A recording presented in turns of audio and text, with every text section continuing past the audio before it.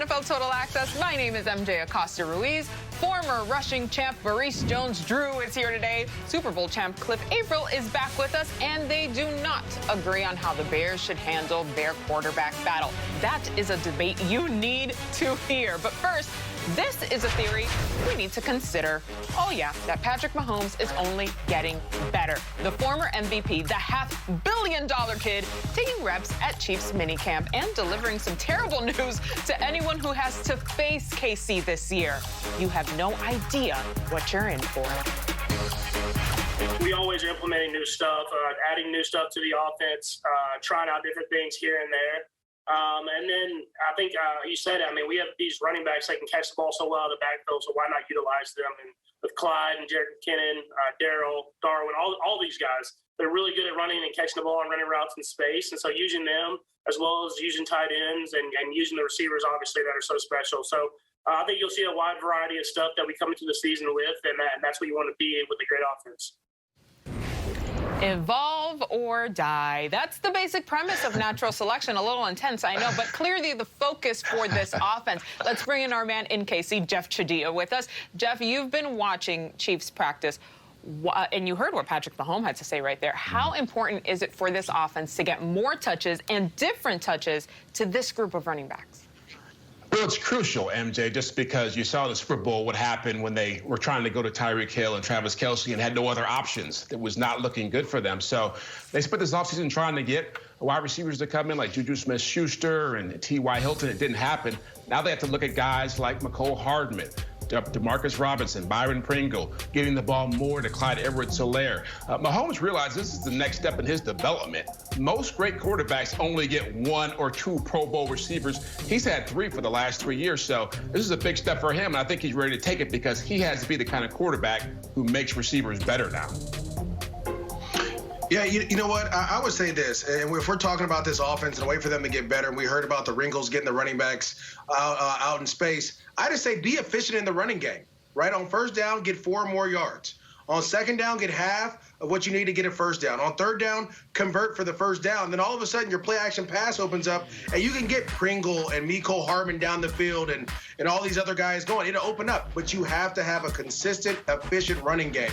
When the Chiefs played the Buffalo Bills late in the season and Clyde Edwards-Helaire went off for about 160 yards, we all thought the Buffalo Bills, not the Buffalo Bills, the Kansas City Chiefs, we thought that they were going to be unstoppable.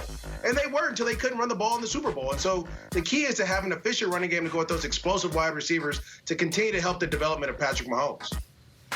I'm going to go in a little bit different direction. It's a copycat league, and teams were watching the Super Bowl, right? And it looks like there's a chink in their armor, and I'm talking about their O-line. Obviously that's something they knew they needed to address, but that's the big question mark for me and for them to take that next step because teams are paying attention. Pass rushers are licking their chops. They understand what can slow Patrick Mahomes down. And the KC Chiefs, they went in and addressed that, right? They went and got an Orlando Brown. They went and got Creed Humphreys. They even went and got Kyle Long out of retirement. So they understand the value in that as well. And I think that's the next step for them, being able to protect this quarterback in big-time games to be able to win more championships. I mean, you touched on it right there, Cliff, so I'll pivot this to you, Jeff. In order for all of this to work, like Cliff just said, Mahomes needs protection. We all remember him running for his life in the Super Bowl. So how does this revamped O-line look to you? Well, Patrick was pretty optimistic about what he's seen so far. Obviously, they put numbers at this with a lot of bodies coming in, and they feel good about the flexibility they have as far as guys moving around if they have the kind of injuries they had in the Super Bowl last year. But he said the big thing he likes right now is the chemistry. If you walk in their locker room today, Patrick said you'd see guys who look like they've been friends forever. They get along well. They talk about stuff. They're really close already. So that's a good sign for this team. It's tough to do it on the field, but so far so good as far as that revamped offensive line. You know, this is what I love about the Kansas City Chiefs, right? Because since 2018, Patrick Mahomes has been the quarterback that's been sacked the least. But it only took that one game, of course, the most important of the year. And the Chiefs were like, nope, we're going to get this together. All right, guys, thank you. And ironically, but also appropriately enough, Mahomes is sharing the Madden 22 cover with Tom Brady. Mahomes posting this on Twitter today with all the cover art there. That's just one of them. Posting, what a time. Indeed. We're going to get into that a little later in the show. Now, from those two quarterbacks to these two quarterbacks, Andy Dalton and Justin Fields, have all eyes on them in Chicago. Here's what Matt Nagy had to say about his rookie QB. Justin's completely new, to this whole part. So for him, it's a lot more listening. But again, as they grow, they become more confident or have any concerns in the play, they get more vocal. And so what we're doing in our coaching staff, the offensive side of the ball, I think they're doing a really good job of tailoring all of this to those guys' strengths. And now we'll just have to kind of see and make sure that we're letting our guys play fast. That's probably the ultimate goal. I've been in a situation like this before, and all I did was get better. So I feel like if you can control what you can control and come to work every day with a positive attitude and a want to get better, then there's no stopping you. And I think when that time comes, when I do get my opportunity, I just have to be ready for that moment.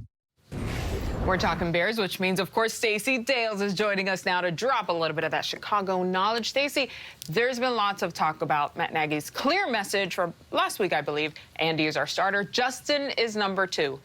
For now, anyway, what progress does Nagy want to see from Fields over the next few weeks with training camp coming up next? Yeah, great question. What's up, MJ, MJD, Cliff? Great to be with you guys. Unwavering in terms of the starting quarterback, but a great question by you, MJ. And Matt Nagy, the head coach, continues to get asked questions, of course, with all of the allure surrounding the 11th overall pick in Justin Fields. And what does he want to see? He wants to see incremental improvement. The plan is in place, barring any unforeseen circumstances. They are not changing quarterbacks. There's no competition. There's no controversy with the Bears. Andy Dalton is starting week 1. What does that progress mean? It means tempo in and out of the huddle, the result of plays that he runs, how he bounces back from the good and the bad. But it goes back to what he said. I like the term. And it's rhythmically speaking the play to his teammates in the huddle. So an example of that, you guys, one of his assignments for Fields, get a device, record the play calls into it, and send it to us coaches ahead of training camp. So they can kind of examine how he is developing that. And I asked Fields about that today. What does that look like? How do you describe it?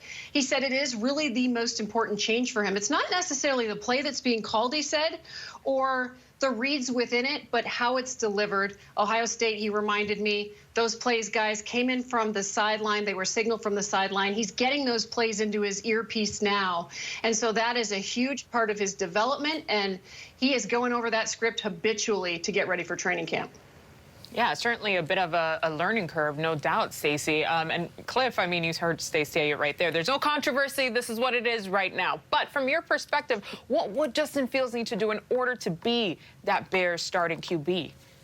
Well, you know what? You guys kind of just touched on that, right? Learning the offense, learning the NFL, learning what it looks like to be a pro. So to me, I think if he sits a couple of weeks, there's nothing wrong with that because that allows him to learn. As everybody knows, MJD, you know this as well, right? There's a difference between practice reps and game time reps. When them things get to flying and people get to actually moving fast, it's different. So being able to see, being able to watch that, being able to understand what it looks like to be a pro, I think is huge for his career from a longevity standpoint. So I have to say this because it's funny, and I forgot to bring this up on our call before earlier in the day. I forgot my time with the Raiders when Matt Schaub was the starting quarterback and Dennis Allen was like, Matt Schaub's the guy. He's going to be the guy no matter what. And I remember sitting next to JJ after week 4. We played the Seahawks. It was a night game in Oakland at O.co. And Derek Carr went crazy. I'm talking about 4 touchdowns. He had the offense rolling, all these different things. And JJ came to me and he sat right next to me. He just nudged me. He said, you know Carr's the starting quarterback, right? I was like, get out of here. And 5 minutes later, Dennis Allen came up in front of all of us and was like, yeah, so I talked to Matt Schaub, but we're going to go with Derek. Derek's going to be the starter. And it's all about what he brings. And I say that to say Justin Fields is more exciting. And Stacey, correct me if I'm wrong, this coaching staff is on the hot seat. They need to come out and win right away. Yes, they went to the playoffs. They're one and done. But all we've heard is Matt Nagy on the hot seat. The Mitchell Trubisky experiment didn't work. Now you have another quarterback. Most coaches don't get 2 quarterbacks. Most GMs don't get 2 quarterbacks. So you have to go out there right now. And if Justin Fields shows any type of excitement or ability to be able to play. Like we heard some of the receivers talk about when they throw the ball, they smile. He has to go out there because you owe that to the defense. You owe that to the wide receivers. You owe that to the guys in the locker room to play the best player possible, not because he's a younger guy or this guy's a pro or he's a vet. You play the best player so you can win games. But it is also about the longevity of the season, right? 16 weeks. Now, you go out here the first couple weeks, he gets hit a couple times. They open up with AD now. Let's not forget that. So he goes out there and gets smacked a couple times. Now, his whole season is ruined thinking about AD from week 1 and week 16. That's all I'm saying. Cliff, you played with Russ. Russ started week 1. He did. True. He did. But there's a lot. Aaron Rodgers didn't. I mean, there's a lot of guys. There's a lot of examples on both sides. I'm just saying, I think it's better than a little bit. Guys, all that being said, and Stacey, you're there and observing this development. What kind of pressure is Justin feeling right now? I just want to do the whole show with you guys. I've got to go quickly here. We asked him about pressure. He was asked about pressure today with social media. Everybody wants you to be the starter. And here was his response. And I'm going to say this. I'm going to encourage Bears fans. MJD, young man, be patient, okay? Because here's what he had to say. Quote, I mean, of course I feel it, pressure, but great things don't happen all at once. So I'm just going to be patient. Like I said earlier, I've been in this situation before where, I've had to learn behind the guy. So this is nothing new for me. He's going to be patient. The Bears are going to be patient. But there is a plan in place. We don't know the plan, MJ, you guys. We'll see how it all turns out, how it unveils itself here when we start this season. I hear that. My mom says, todo toma tiempo, everything in its time. All right. Thank you, guys. Love that. All right, time to welcome in our NFL insider, Ian Rappaport. Now, Ian, the Bears have submitted a bid to purchase Arlington International Racecourse property. What can that mean for the future of Soldier Field in Chicago? Well, MJ, could have a dramatic consequence for the future of Soldier Field, certainly something that is being debated in the city of Chicago and in the suburbs today. Here's what we know is the Chicago Bears announced they did submit a bid to be the owners of Arlington International Racecourse, one of 10 people, one of 10 entities to submit bids. This is simply for the Chicago Bears, who are right now negotiating potential improvements for Soldier Field. This is them keeping their options open. And essentially what Mayor Lori Lightfoot of Chicago said, this is just noise. This is a negotiating tactic because, as I mentioned, the Bears are working on potential improvements, and they do have a lease in the city of Chicago through 2033. They would have to buy themselves out of the lease if they were to go somewhere else and build a new stadium. This also, I should mention, not the first time they've looked at this plot of land. They did it the last time before they made their recent improvements. However, Chicago does have one of these smaller stadiums. They do have limited revenue streams. If the Bears are willing to move... That connection still looking pretty strong. Lockett has helped Russ avoid a couple of sacks here and there over the years. Speaking of sacks, here's a look at the list of least sacked QBs from last season. Big Ben at the top right there, followed by Phillip Rivers, Aaron Rodgers, Thomas Brady, and Patrick Mahomes. So now that you have that context, we'll give you the pass rushers perspective with Cliff's top 5 toughest quarterbacks to sack heading into 2021. Cliff, you had one goal, get to the QB. So give us the list of the guys who made your job very difficult, starting off with number 5. Well, as a pass rusher, first and foremost, pass rushers hate mobile quarterbacks. The guys that are sitting ducks, and I say sitting ducks loosely, the Tom Brady's, the Drew Brees, those guys, once you beat your guy, you know what you're getting to. But Aaron Rodgers comes in at number 5 for me. And it's not because of the mobility, the athleticism, although early in A-Rod's career, he was a beast at running the ball as well. But it's his pocket presence. He understands pass rushers. He understands the different styles of pass rushers as well. And he understands where you are lined up and where the holes are. So if I was a speed rusher coming around the edge, he knew that after a few seconds to step up because I would be coming around him. And that was something that was extremely frustrating, although I've gotten quite a few times over the years. Next one up is Pat Mahomes. He's not known necessarily for his mobility or running down the field, but I think it's more along the lines of him using his feet and being able to get out of sacks. We all remember the play with I think it was Von Miller that was wrapped around him, and the man still threw it 10 yards with his left hand. How frustrating is that?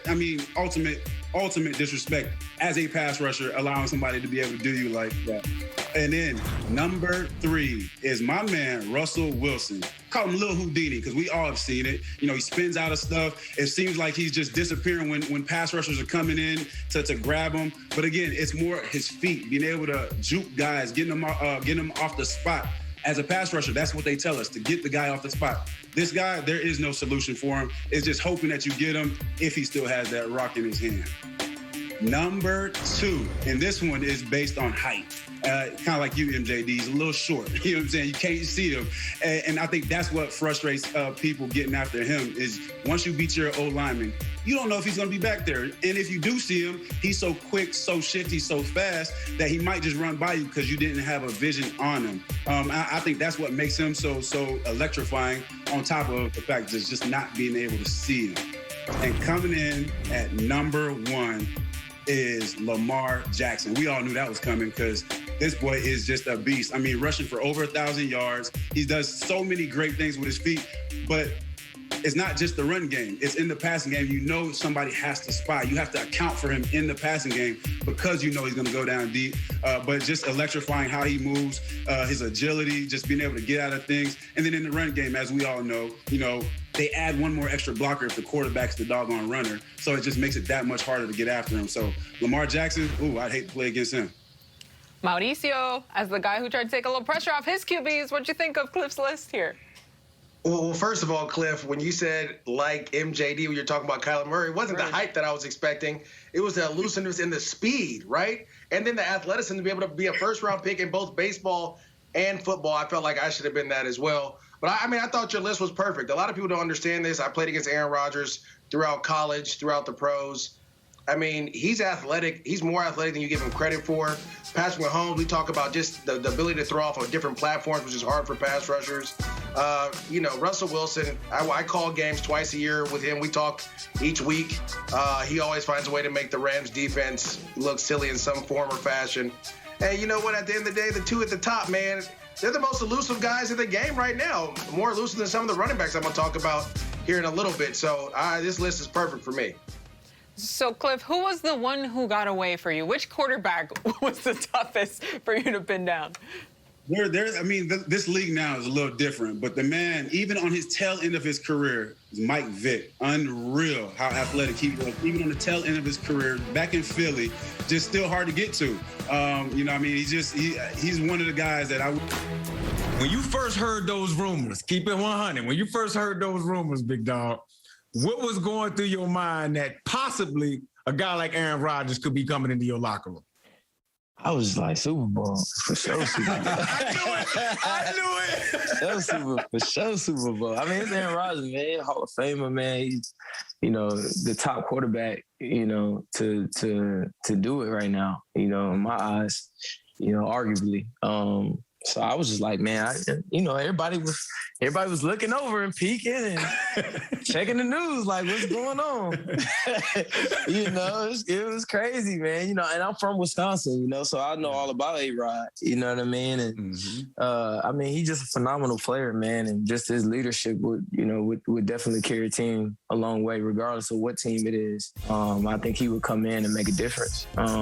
We don't know the situation right now. Yeah. It is what it is, but he definitely bring the best out of a lot of people over there. Let's just say that. Did it surprise you, Melvin, that it was the Broncos? I mean, he could have chosen other teams, but he identified, this is where I want to come. Like, these guys don't do anything without calculating everything, right, Melvin? So I think he's looked at your offensive line, young receivers. Talk to him, Baldy. Yep. They got weapons over there in Denver, man. I'm telling you. Melvin, I posted a video yesterday of you, against Kansas City. Like, I'm looking at Reisner, good young player, right? Yeah. You got Cushenberry inside, Glasgow. Like, he has a chance of being protected pretty good up front. Oh, yeah. We got, and unfortunately, we lost Juwan James, man. So I was really looking forward to, getting him out there. Prayers up to him and his, to him, man. That's unfortunate, but I think we got a good group, man. I think we got a good group up front. He definitely be protected. It's kind of funny because I seen Teddy.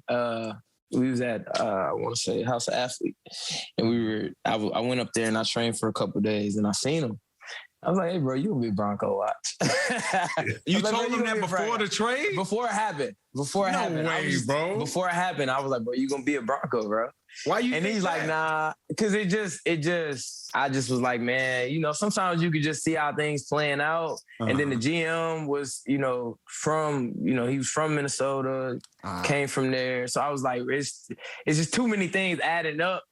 And I was just like, hey, man. I was like, hey, if you do come, man, we got a good team. Well, Packers minicamp rolls on without Aaron Rodgers. Those who are present, though, they're focused on getting ready for the season ahead, as Coach Matt LaFleur and Jordan Love will tell you. We're excited about just what the future could hold. And, you just got to take it day by day in terms of everything else that's going out there and control the things that you can control. And that's, the attitude, how you prepare and the effort that you give on a daily basis. Coach, what's your message to Jordan as he leaves for this kind of break here and not knowing if he's coming back the starter or if he's coming back to back up the MVP? It's the same message it's been all the time you're only one play away. So you always have to prepare like you're the starter, and just to be very intentional about the work that you put in to go out there with a purpose, to be mindful and in the moment. Every rep for him is so critical, whether it's on air on his own or it's with us in 11-on-11 situation. And he's getting that constant coaching. And I think he's done a great job of embracing just the whole situation, learning from every rep. NFL insider Ian Rappaport back with me now. Ian, of course, Aaron Rodgers has dominated the headlines this offseason with the issues there with the Packers. Any updates on the situation with the MVP? No, the only real update we've gotten from Aaron Rodgers and the Green Bay Packers, and really nothing that came out of the mouth of Matt LaFleur over the last couple weeks. He's kind of stood the party line, stood behind Rodgers, obviously wants to get it done. The only real update came from Aaron Rodgers in the shirt he was wearing to promote a golf match that him and Tom Brady and a couple pros are going to be in next month. Basically wearing the shirt a couple days ago that said, "I'm offended." I don't believe Aaron Rodgers is anything by choice, so there was your little message of the week from him. And, of course, for everyone else, it is simply this. We do not know what the future holds for Aaron Rodgers, for the Green Bay Packers. A beautiful mystery, as a very famous quarterback once said. Everyone's going to go away for the summer now. I'd be surprised if there was any hardcore negotiations over the course of the next couple weeks. To me, and based on the people I've spoken with, this is really something that'll be wrapped up either way if they do find the solution that Green Bay has wanted. If Aaron Rodgers does get the security that he wants, potentially in the form of a new contract, probably not going to happen until the start of training camp. So everyone probably needs to buckle up for a couple weeks and, enjoy the summer as well. Ian, I peeped that shirt when he was promoting the tournament, and I thought I was just making too much of it because, it's June and we haven't heard anything. There it is. All right, Ian, thank you.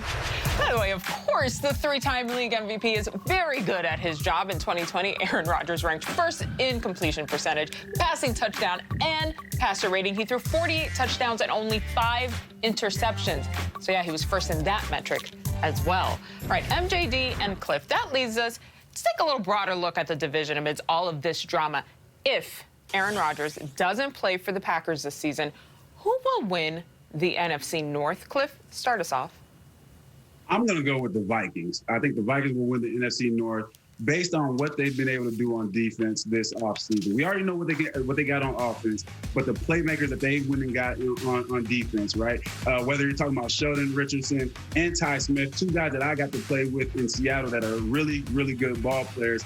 And then you add a person like Patrick Peterson on the other side as well, as corner. I think they are doing the right thing. We already know what they got on offense, whether it's Dalvin Cook, talk about Kirk Cousins, all these Jefferson, all these players that they have on offense and on defense now, I think gives them a for sure opportunity to be able to go out here and win this NFC North.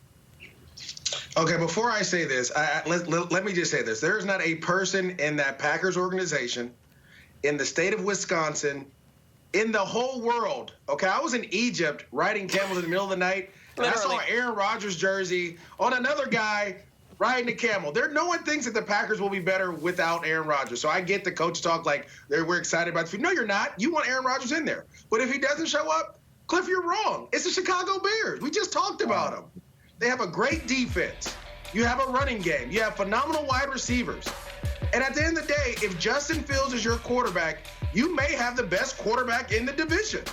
Period, point blank. I get it. I've seen Kirk Cousins. He's hot and cold. He's played well. He hasn't played well. The Detroit Lions are in rebuild mode with Jared Goff, and they're trying to figure things out. All right? And then we have the Packers with Jordan Love, who we don't know anything about.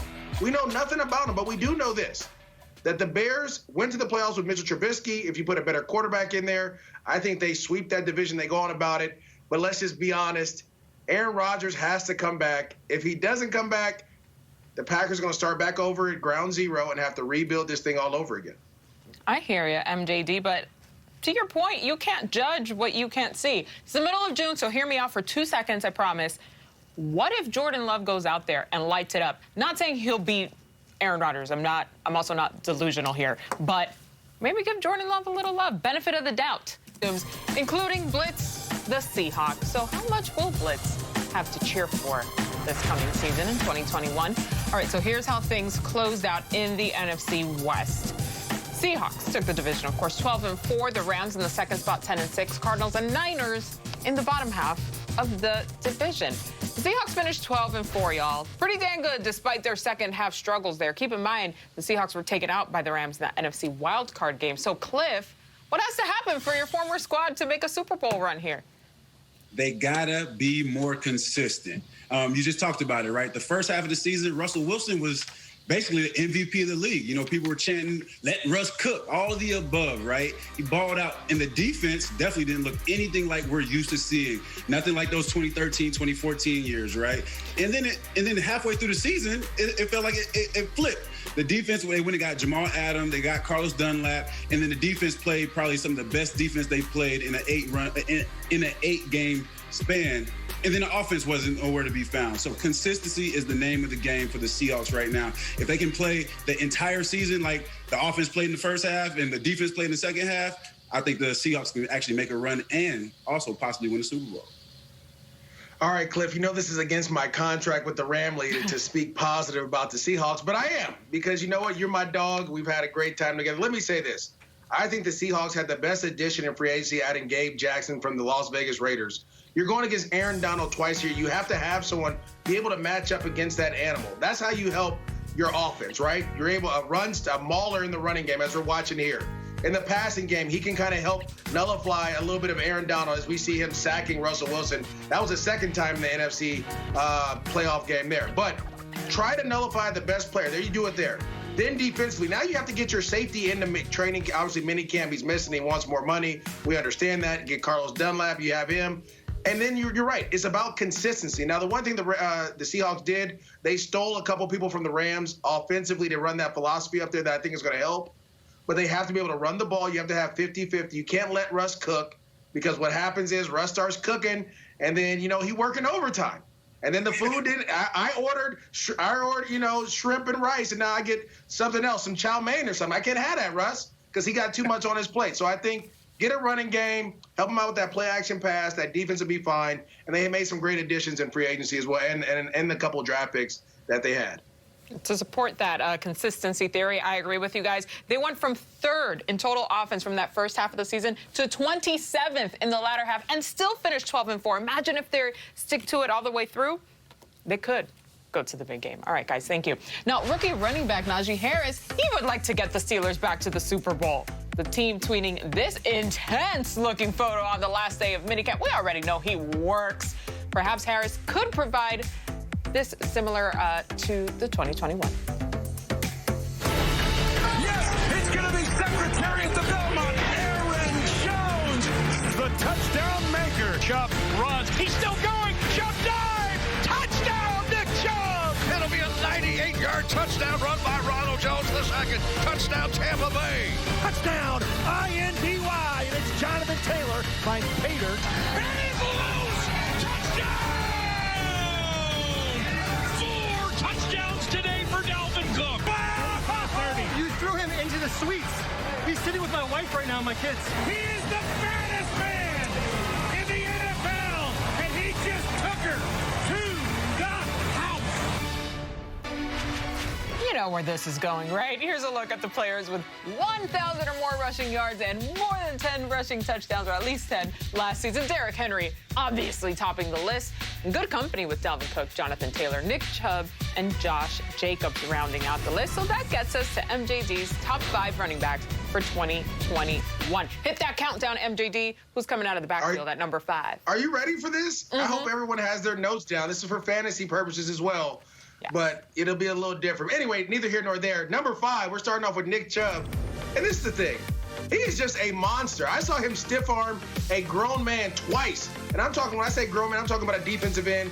He is the reason this Cleveland Browns offense is going to go. I know everyone loves Odell Beckham Jr. and Jarvis Landry, but if they can't run the ball, Baker Mayfield won't have the ability to do the play action pass and throw down the field. As we saw here, he took off in that last playoff game against Pittsburgh Steelers. He was all over the place. Short area quickness.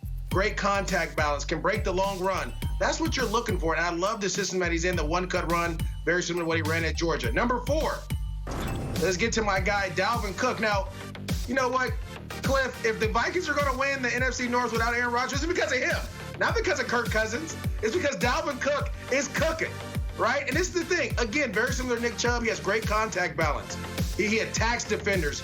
Explosive. When you talk about explosive, watch how he runs and he's able to cut on a dime. He does all the great things. He catch out of the backfield. He's a versatile weapon for the Minnesota Vikings. Again, they need to lean on him if they want to run. Number 3, I'm going to go to Alvin Kamara down there in New Orleans. Now, I get it, Jameis Winston, he's the quarterback. Jameis, let me tell you something. It's just me and you talking, baby. If you check the ball down to Alvin Kamara, 5 will get you 60. He has the ability to do that. Now, they're going to have to lean on him throughout the course of this season. Him and my dog, Latavius Murray, T-Train, respect. But this is the thing. Alvin Kamara catches the ball out of the backfield, can run in between the tackles. He could be a 1,000 guy if they allow him to. He scored 6 touchdowns in one game, should have had 7. I'm still upset with Sean Payton about that, but that's neither here nor there. It's none of my business. Number 2, Christian McCaffrey. Now, he is a 1,000 guy. You may say, you know what, Maurice? He didn't play all of last year. You're right. He was hurt. I get it. But when he did play, you saw a different Carolina Panthers team, a team that almost beat the Kansas City Chiefs. Again, this dude can run the ball in between the tackles. He runs routes like wide receivers. He is fast, can run by anybody. And again, look at him. He has that dog mentality. I love it. Coming out of Stanford, he can return kicks and punts as well. And number 1 is the king. And forget all the other stuff. Let's get to the highlight that all that matters, where he threw Josh Norman. He just picked up a grown man stiff arm and threw him out the way. Duval County, shout out to Derrick Henry. Got a chance to watch him in high school, so he always does the Jags dirty. That's just what he does to the Jags. They didn't draft him. But Derrick Henry is a grown man, 250 pounds, 6'3". No one wants to tackle him. He's only gotten better, and he'll only continue to get better. I'm still waiting for the highlight. For some reason, we don't want to show the best highlight out there. But Derrick Henry, he's the number 1 guy, 2,000-yard rusher, continues to lead. Are we going to show the highlight or no? We're just not going to show it? No, that stiff arm lives in my head rent-free, as I'm sure it does for many other folks, too. We showed it in the music video, but it needs to be on the highlight when we're talking about him, because that's why he's number 1. Because he's so disrespectful. Literally, though. Cliff, what'd you think? Oh, great group of guys. Of course, Derrick Henry from the 904 Duval. Yeah, he does work, man, and he definitely deserves